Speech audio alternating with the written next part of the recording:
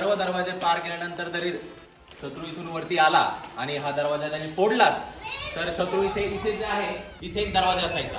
हा दरवाजा आता अस्तित्वात नाहीये, परंतु हा दरवाजा हा मोठा असायचा आणि इकडून हा छोटा दरवाजा असायचा. जेव्हा शत्रू आतमध्ये यायचा त्याला किल्ला या साईडला दिसायचा, मग त्याला काय वाटणार हा दरवाजा बघितल्यानंतर की हाच दरवाजा आपल्याला किल्ल्यात घेऊन जाणार आहे, म्हणून शत्रू इकडे जाण्याऐवजी इकडे जायचा आणि हा दरवाजा तोडण्यात परिश्रम करायचा आणि थकून जायचा. तोपर्यंत वरतून या साईडना हल्ले केले जायचे. हा दरवाजा तोडण्यात ते थकले गेले, नंतर हा दरवाजा तोडण्यात ते थकले गेले, बरोबर. आणि हे थकल्यानंतर समोर बघा आपण दाखवतो तुम्हाला. आता तो दरवाजा तोडला, हा दरवाजा तोडला, पूर्ण सैनिक थकल्यानंतर त्यांना काय लागणार, तहान लागणार. त्यावेळेस सैनिकांना पाणी पिण्यासाठी ते रांजण ठेवले जायचे. बघा ते जे रांजण आहे, शत्रू ज्यावेळेस कळतात सैनिकांना आलेत, दरवाजा तोडले जायचे, त्यावेळेस ते रांजण काय करायचे, याच्यात या पाण्यामध्ये विष टाकायचे, बरोबर. शत्रू अगोदरच थकलेले असायचे, इथे पाणी दिसायचं, पाणी